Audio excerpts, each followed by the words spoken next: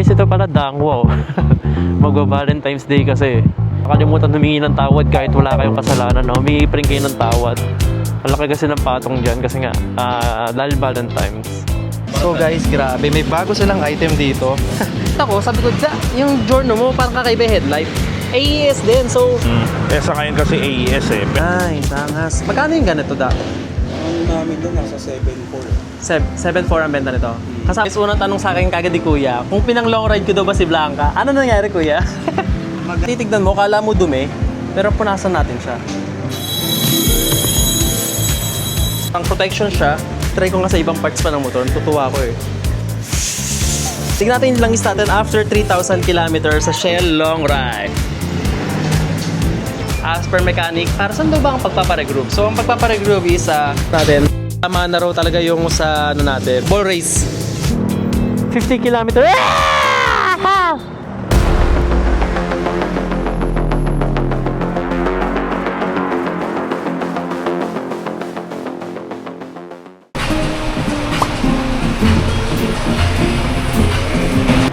So hi guys, good afternoon sa inyo. Andito tayo sa parking lot ng Robinson kasi kakatapos lang natin mag-workout. And ang errands ko for today, since tanghali na, 1:30, kukunin ko yung merch natin ng the 1%. Nagpagawa kasi ako ng medyo marami. Ang dami kasing umorder sa atin recently. Excited ako kasi karamihan ng umorder na yun makakasama natin sa subscribers ride. So after na, pupunta tayo kay Daryl kasi alam nyo guys, ang dami ko ng adventure recently, ang dami kong ride, and naawa ko kay Blanca. Normally, papa-change oil sana ako after 5,000 na kilometer na tinakbo kasi nga, ginagamit ko yung Shell long ride nung between 4 to 5,000 and then, every time na magpapalinis ako ng gilid, every 5,000 din, sabay sana yon. Pero since ang dami pinagdaanan ng motor natin, naawa ko, kaya agahan ko ngayon, which is 3,000 pa lang, papa-change oil na tayo, papalinis tayo ng gilid. Kasi magpapa-regroup din tayo ng bell, guys. So, yung para saan po yung regroup, Sir MJL, yung pampa-regroup kasi, pampabawas siya sa akin ng vibration. Tapos, bawas dragging din kasi kumakapit siya sa clutch lining. Pero mamaya, papa-ask natin doon sa mismong mekaniko para saan yung purpose nun. Maganda sa kanila naman galing. Siyempre sila yung mga expert dyan. And alamin natin kung magkano. So, papunta ako ngayon doon. And let's go. Babayad lang ako sa parking. So dito tayo sa may TAF at napaka-traffic ngayon sa TAF kasi may ginagawang kalsada. Talagang may ipagsapalaran ka rito. By the way, kung mapapansin nyo guys, tinanggal ko yung phone holder kasi may gagawin tayong content. May bibilin ako ng phone holder. Ilalagay ko yung mga latest accessories natin dito kay Blanca. Kasi may mga nagtatanong sa akin, saan nabibili itong handle guard, saan nabibili itong visor. So, para isang bagsakan na lang yung mga update kasi hindi pa pala ako naggawa ng vlog na yung mga bagong pinagbibili natin dito. Para, yun, sa mga gustong bumili. By the way, parang ang gloomy ng weather, parang uulan na. Huwag naman sana. Ang dami akong gagawin today. Manila City Hall. May ginagawa rin dito. Ang daming ginagawa ngayon dito, ang traffic. Banda ron pa naman yung ginagawa sa may tapat nung KKK na signage. Dumaan kasi ako kahapon dito. Pero marami naman nagmamando na MMDA ata or MTPB. So yun. Kasi alam nila pag hindi nila tinayuan yan, itong mga jeep tsaka bus, hindi gagalaw. So maiipit yung kalsada, maiipit yung traffic. Ayan o. Ginagawa kasi yung loading tsaka unloading. Dati nakakatakot dumaan dito eh. Yung sa may underpass, doon naghihintay yung mga enforcer. Ayun o, may nagmamando rito. Ayun o, natakpan lang ng jeep eh. Pero dati doon sila sa may underpass, ayan o, yung mga nagmamando. So dati doon sila sa may underpass. So marami nahuhuli kasi doon na swerving. Kaya ayun, buti yun, inayos naman ni Isko. Ayun, tanggal na sila ron. Dito sila sa pwesto na to. Kasi mas kailangan sila dito eh. Dito yung traffic eh. Guys, ito pala Dangwao. Magba-Valentine's Day kasi. Aga no? Sobrang dami yung bulaklak dito guys. Huwag nyo kakalimutan humingi ng tawad kahit wala kayong kasalanan. No? Humingi pa rin kayo ng tawad. Malaki kasi ng patong dyan kasi nga dahil Valentine's. So guys, ito na yung in-order natin na riding jersey. So may mga umorder sa atin ng version 1. Andito siya, yung buksan. Pero sinilip po siya kanina, ito. Ito yung version 1 natin. Black and white to. Yung version 2 natin is black, yellow, white. So, ang dami ko kagad na. So, naubos kagad yung pinarestock ko nakaraan. So, bagong restock na naman tayo. Kaya maraming salamat po. Alam nyo guys, sobrang saya siguro nung, nagda-drive lang ako. Tapos makita ko suot yung jersey natin. Kaya maraming salamat po. Kaya guys, maraming salamat po sa pag-support sa mga merch natin. Malaking bagay po ito. Malaking tulong to para sa brand 1% tsaka sa channel natin. So guys, andito na tayo sa may 10th Avenue. At ito, ang daming motorcycle shop dito, no? Isang hilera yan, padiretso eh. Gawa kaya? Busy kaya sila? Dito na lang sa loob. Ayan tayo. Ayan yung motor ni Da na Giorno. Busy sila, nagpapack sila ng mga order sa Shopee guys. Meron silang Shopee, lalagay ko yung picture. Wait lang, yung baon ko langis.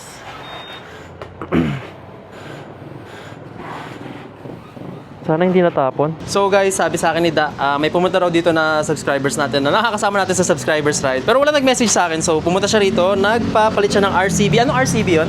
S1FL. S1? S1FL. S1FL. Ito, S1FL. So, papagawa lang tayo and ikot tayo sa store nila saglit. Kasi ito nga, para makita nyo, meron silang Shopee. Ito nga yung mga binibenta nila. Guys, first of all, ito, punta na tayo sa mga gulong. Meron silang V-Star, meron silang Corsa Cross. Actually guys, baka after nitong, after nitong kinuha natin dito na MRF, ito, yung ginamit natin sa Mindoro, baka after lang, if ever mapudpod, baka mag-Corsa tayo. Kasi ang daming good feedback sa Corsa. Pero gusto ko sana mag-try ng ibang gulong, pero let's see. Pero yun nga, meron dito, may V-Star, and then, ito yung MRF, yung ginamit natin, yung Zapper. Meron din silang Angel Pirelli, wala lang siya dito. And then, may mga belt din sila for Yamaha and Honda. Mga air filter. So, nakaraan dito na ako nagpapalit ng air filter para hindi na ako pupunta ng Honda. May pang-upgrade din sila ng CVT. So, ako hindi pa ako nagpapa-upgrade ng CVT kasi sobrang na-enjoy ko yung gas consumption ko kay Blanca. Tsaka di pa naman ako nabibitin. Pero ngayon kasi regroup tayo ng bell para mabawasan yung dragging. So, yun. And may mga langis pala sila. Ayun yung langis na ginagamit ko before, yung Motul, yung 5W40. So, yun nasa pinakataas, yung orange yun. So, yun yung ginagamit ko. Meron din silang mga coolant, meron din silang tar sealant. Ito pala yung brake pad na nakakabit sa atin ngayon, Aspira. Ayan. Ayun yung kinabit natin sa likod ni Blanca. Yung ginamit natin nung actually, harap pala, sorry. Ginamit natin nung nag-Mindoro loop tayo. Ayun yung brake pad natin. So, nasubukan natin siya. So, approve. Kasi paahon yun, grabe yung paahon doon, tsaka yung palusong natin. So, kapit na kapit naman. Tsaka sobrang mura. Tsaka sobrang mura ng brake pad niyan. Siguro 250 ata kuha ko dyan. So guys, grabe, may bago silang item dito. Naalala niyo yung nagpunta tayo ng kay Biang Tunnel, tapos sa tito ko, Honda Giorno, naka AES, ang linaw ng ilaw na yon. Tapos, nakita ko, sabi ko, yung Giorno mo, parang kakaiba headlight. AES din, so, same to katulad ng ginamit ko sa tito ko, pero 65 watts yon. 60 watts ata, 60 watts. And then, eto, 75 watts, meron silang stock dito, so, panalo. So, kung if ever gusto nyo magpagawa, daanong mga motor to, pang Giorno? Ang door. Sakto pang Giorno lang talaga to? Pwede siya sa Pasio. Pasio. Oh, so, pang Pasio, tsaka pang Giorno, pwede kayo magpapalit ng headlight nyo gamit to. 75 watts, mas mataas siya ron sa AES. So, ang ano lang daw, 4 to 5 hours yung gawa kasi syempre wirings. And yun, ang recommend, iwan nyo na lang yung motor nyo ng umaga. They open at 9 AM. So, iwan nyo yung motor tapos balikan nyo na lang. Anong brand to? Japanese? Indonesia. And so guys, itong brand na to is from Indonesia. So, alam nyo naman, Indonesia kadalasan yung manufacturer ng Honda. So, I think this is a good quality brand. Panalo to, sulit to. Magkano pala to, Da?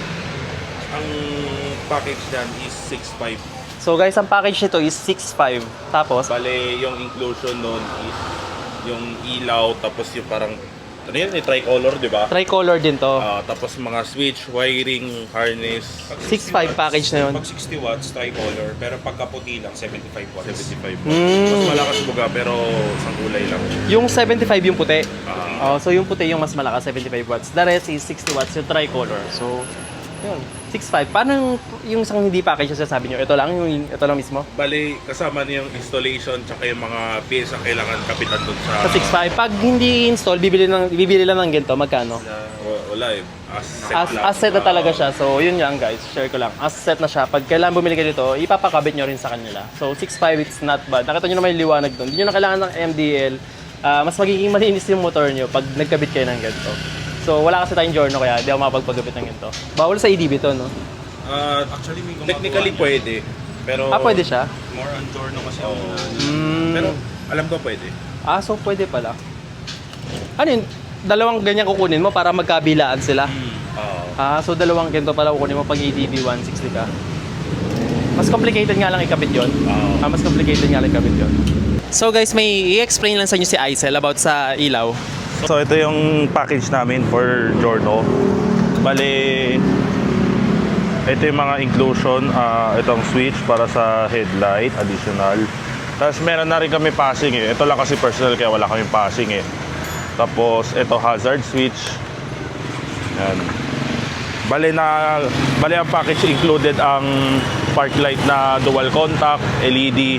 Tapos pinaka-bumbilya natin is yung sa ngayon kasi AES eh. Pero ang stock natin dyan is Ayoto.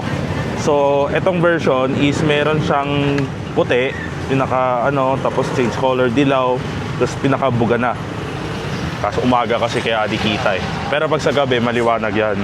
Tapos pwede ka rin mag-change ng wiring. Kunyari, kung gusto nyo, pag may nakabukas yung gitna, pwedeng puti or dilaw. Pipili lang kayo ng isa. Tapos meron din tayong 7.5 na package included na additional lang naman ng busina, via ang gamit. Ayan. So for 7.5 kasama na yung horn. 6.5 wala yung horn. Walang horn. Actually, yung park light is harap and likod sakali. Meron din sa likod? Pero sa likod kasi, hindi inon yung parang sinignal lang. Pero LED style din.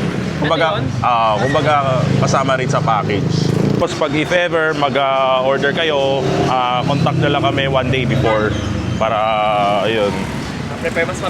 Para ma-prepare namin agad. Para isang salbakan na lang pagdating nyo. So, sinasabi sa akin ni Da, kasi tinesting din nila yung Ayoto, yung isang brand na binibenta nila, tsaka AES. So, dalawang meron kayo, AES tsaka Ayoto. Sa ngayon, Ayoto. Sa ngayon Ayoto. Pure Ayoto sila ngayon. And kasi nakita ni Da na mas malakas yung Ayoto, kaya ayun. So, mas nire-recommend niya. Ayun yung pinili niya na ibenta kaysa sa AES kasi nga, mas nagandaan siya ron, mas nalakasan siya ron. So, yun guys. If maalala nyo rin pala guys, yung sa tito ko, diba't nasa 12K yung pakabit niya. Ito 6.5 lang. Tapos 7.5 pag may kasamang horn. So, sulit deal. sulit na deal na to. Kumusta yung motor natin? Okay pa naman? Ang dumi? Tama lang. So, yung gilid natin is okay pa naman na. Pero maganda na ipalinis na rin natin. Ang kit nila tatay, oh. Biling Beast tire. Ito yung parang stock ko. Guys, sa mga naghahanap ng racing boy dyan na brake lever, meron sila dito. So, ito yung binili nung subscribers natin na hindi ko alam kung sino na nakakasama ko sa subscribers ride na pumunta rito. So, tignan natin kung ano yung binili niya.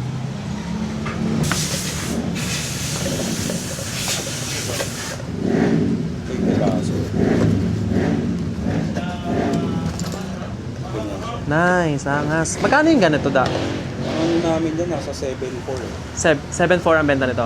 Kasama na installation. Install additional pa yan ng 500. So, 7.4 to guys. Tapos, additional daw 500 for installment. May hindi tayo po. Ang premium nung yung bigat niya, oh. Ang ganda nito guys. Tapos meron pa siyang kasama na, para saan to? Ito yung Yun yung sa brake fluid. brake fluid. Papalitan yon yung nasa stock. Oo. So papalitan Yan yung ang stock. kasama niya. Ito na yung kasama niya. So, it's nice. Tapos may free stickers na Racing Boy. So, ito, E3 Plus. Pagka dual, 4,000. Pag single, 3,200. Anong dual? Ano yung dual? Dual is mga pang NMAX, EDV, dual tank. Yung mga may disc brake sa likod na muscle. Mas mahal ang dual. Ah, Magkano ulit siya? 4,000. 4,000. Tapos yung single, 3,200. 3,200. Pang ano yung single? Single is good for mga drum brakes sa likod, mga Drum brake? Aerox, Giorno, Okay. mga ganon. So guys, unang tanong sa akin kagad ni Kuya, kung pinang long ride ko daw ba si Blanca? Ano nangyari Kuya? Maga po yung Namaga yung O-ring po ng torque. O-ring ng torque. Kasi tinawid ilog namin yan, piga-piga, tapos hindi ko pa napatay yung HSTC. Ano nangyari? Kaya hindi po kaya mahirap pong tanggalin po tong takip. Nahirapan ka tanggalin to kasi ito, Namaga po yung... namaga. So for today, may another tayong madidiscover na graphene boost. Actually guys, wala akong idea dito. Nirecommend din dato. So ginagamit to after nyo magpalinis, magpa-car wash. Tapos ito na yung parang wax nyo. And it's Nano A3 graphene boost. So testingin na natin. Siguro bibilin na natin sa kanila to. So guys, ito try natin to. Normally after car wash dapat to. Pero itry na natin siya. Ayan na siya. Kung titignan mo, kala mo dumi. Pero punasan natin siya.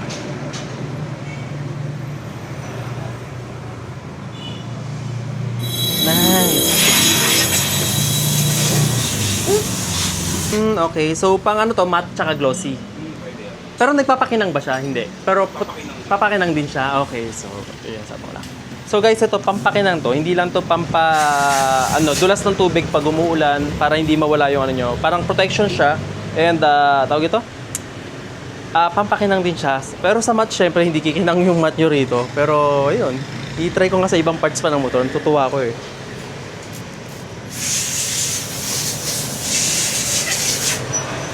Sayang, no? Next time nalinis ko ng motor, ito yung gagamitin ko. So, ayan siya. Punasan natin.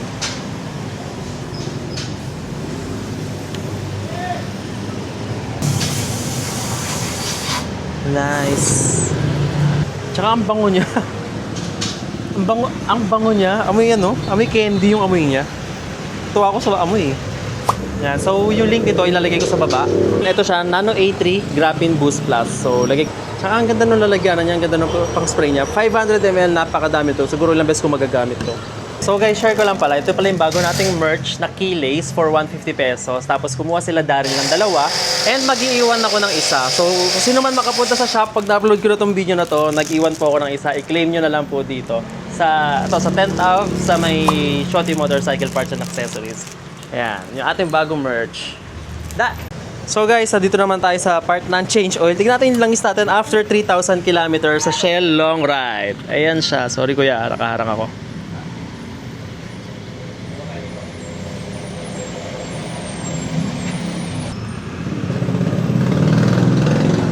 Pero which is a good sign na gusto ko nakikita ko na talagang itim siya kasi nagagawa niya yung work niya as a langis na nasasalok niya lahat ng dumi, diba? Nag-circulate ng maayos yung langis natin.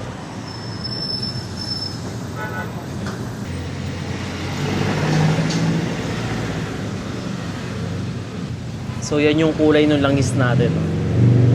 Tama lang, nagpapalit ako sa 3K. Nakakaawa si Blanca pag pinabot ko pa ng 5K. Pero nakaraan pinabot ko ng 5K, okay naman. Pero syempre, parang deserve niya sa dami ng long ride, Zambales, Mindoro, 'di ba? Kung saan tayo nagpupunta, 'di ba? Parang bigyan na natin kay Blanca 'to. Palitan agad natin yung langis. Ayan. By the way, after ng change oil ko rito sa Shell Long Ride, try natin yung Shell Ultra ano ba yun? Scooter na nire-recommend yung silver. Basta sa Shell din yun. So, sabi nila mas magaan daw yun, mas maganda daw hatak nun. So, let's try next change oil. Kaya tanong ko lang pala, yung regroup ba ng Bell, lifetime siya or every year pinapa-regroup ba? Lifetime niya, sir. Lifetime na yan. So, one time nyo lang gagawin yung regroup. Share ko lang. Baka kasi isipin nyo, parang every year, nire-realign ba siya? Hindi. One time nyo lang papa-regroup yung Bell nyo. Sorry, pero nang hinayang ako, dapat before pa lang Mindoro Loop, papa-regroup na ako ng Bell, na-tempo ko noon sa parang weekends ata. Wala kasing regroup dito. Ayun pala guys. So, pag magpapa-regroup kayo, punta kayo ng weekdays. Ayan. As per mechanic, para saan daw ba ang pagpapa-regroup? So, ang pagpapa-regroup is, ito yung para mas kumapit siya sa clutch lining, which is bibigay ng dagdag arangkada, bibigay ng dagdag hatak, which is ayun talaga yung kailangan ko. Tsaka bawas vibration sa motor ninyo. So, kailangan natin yon, lalo na ADV 160 yung motor natin. So, for 500 pesos kasama na yung backlash at regroove. Pero recommend ko, isabay nyo na yung pagpapalinis ng gilid pag magpapa-regroove kayo para naka-less din kayo tsaka isang bagsakan na lang. So guys, ayun yung mga natira kong Shell Long Ride na pinagsama-sama. Wala siyang guhit no? Kahit siguro tansyahin mo na lang. Wait lang, nasa ilan ba siya? Wala kasi sukat to eh. Gano'n ba siya karami? Bukasin mo na lang doon. Ay, thank you, Aisel. Thank you. Binigyan tayo ng tubig ni Aisel. So yan guys, kailangan pa i-transfer sa Motul kasi alam niyo naman yung Shell Long Ride. Ito yung ayoko sa Shell Long Ride. Walang guhit, paano mo malalaman? Kaya bumili ako sa Shopee nung parang, ano yung tawag doon? Yung pangsukat ng liter. Ayan siya, ito yung mga natira kong langis, pinagsama-sama ko lang. Hanggang makabuo ng kahit 750. Unti na lang ba natira? Baka lahatin na kaya natin. Lahatin na natin. So yan, ginawa ko na siya 800 kasi may natira pang konti para ma-dispatch ako na siya. So nasa ano kasi to, nasa 800 yung natira pala natin na pinagsama-sama. So ginawa ko na siya 800. Pero as per manual, as per dipstick natin, 750 ml lang kay Honda para sa engine oil natin. So guys, ito chine-check ni Kuya kung kamusta yung ano natin. Tama na raw talaga yung sa ano natin, sa tawag ito, ball race. Ayan o. Tinetesting niya, inangat niya yung motor natin, tinetest niya kung kamusta. Ayan, may tama na siya. 13,000, maaga pa o tama lang? 13,000? Oo. Masyado maba? Oo.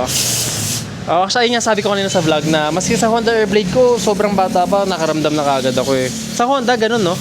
Mabilis maano ang ball race. Sa Yamaha center stand ng problema? Hindi, sa Honda rin. Honda rin. Pag napabayaan.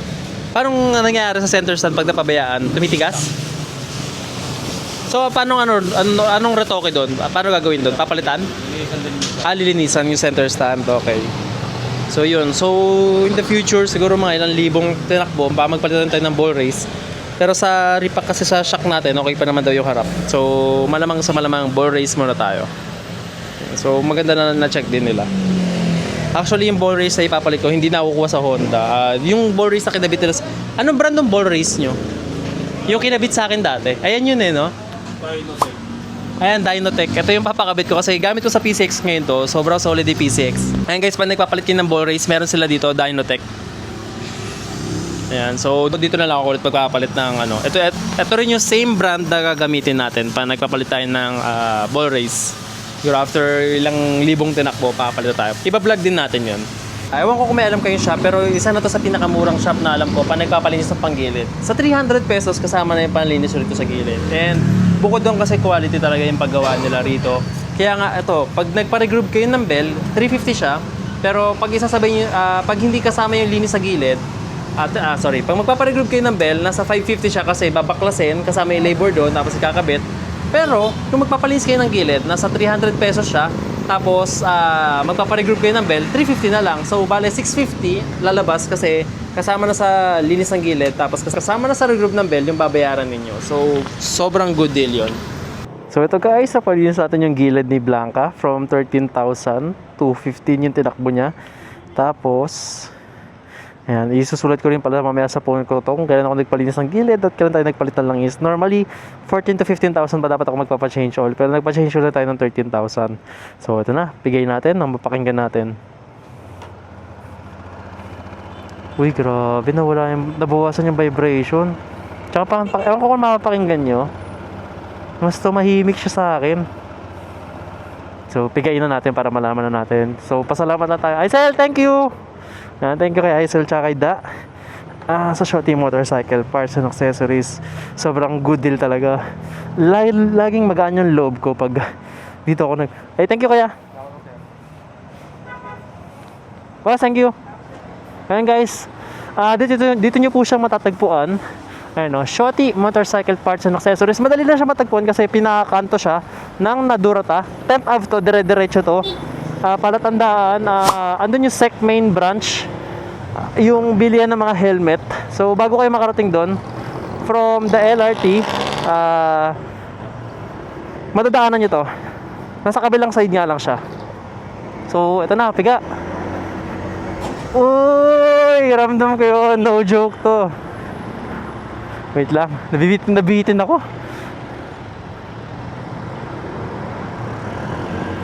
Eh, grabe yun. Ang sarap.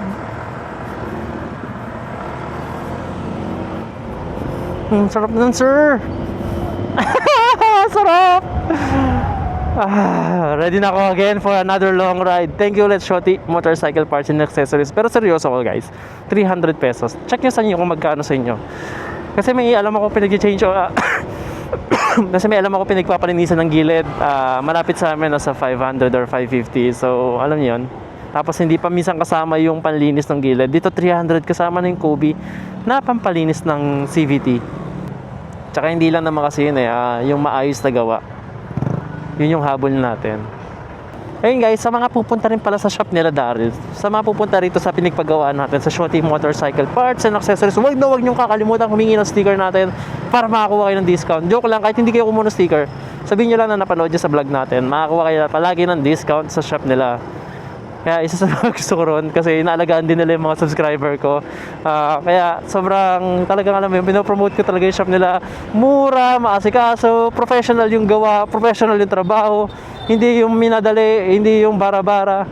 Tapos, yun nga, willing to share ng mga kaalaman nila. Tsaka kahit hindi sobrang mahal na brand yung mga ginagamit, kahit katulad ng mga ginagamit ko sa kanila na parts ng ginagamit na pinapalitan natin. Air filter ko galing sa kanila, yung ball race ko yung ball race natin kay X160 galing din sa kanila, which is alam mo yun, sobrang sulit para sa akin. And ang maganda pa doon sa regroup ng bell, hindi bababa yung gas consumption mo. Unlike pa nagpalit ka ng bola na mas magaan na 17 grams, may part na natamaan talaga yung gas consumption mo na mas lalakas yung konsumo, pero hindi naman ganun kalakas guys. Pero kasi ito, sobrang natuwa ko rito kay ADV 160. Akala mo napaabot ko siya ng 50 km 50 km per liter. Sa soon gagawa tayo ng content about do sa nakita nyo na Giorno naka AES. So i-vlog natin siya gamit yung ilaw na yon. Pero ayun nga, recommended kunin nyo yung bago nilang brand na ilaw kumpara sa AES. Kaya hindi AES ang kinuha niya kasi mas mahina. Hindi naman siya mahina, kumbaga mas malakas yung isang brand na kinuha nila. Yung pinili nilang Easel kasi nga sinubukan nila parehas at kinuha nila yung mas malakas. Ang lupit siguro nung sa ADV, meron din ganun, no? Lakas, hindi mo na kailangan ng mini driving light, alam mo yun. So yun guys, ang dami ko na sinabi, ang haba na ng video natin. Pero sana marami kayo nakuha ng information. Again, yung mga link ng mga pinapromote natin kanina, nasa description ko. Yung Facebook page nila Daryl, ayan siya. Tsaka yung Google Maps location, ayan siya. Nasa baba rin yan lahat. Tahan talaga natin yung mga professional na nagtatrabaho, yung maaayos, di ba? Marami rin kasi namang maayos na paggawaan ng motor dyan. Marami ring siraulo, loko-loko, mga ganyan. So kung wala pa kayo nahanap na shop na mapagkakatiwalaan nyo, sobrang recommend ko to, Shoti Motorcycle Parts and Accessories. And kung meron naman kayo nahanap na magandang shop, yay, congratulations, ayan.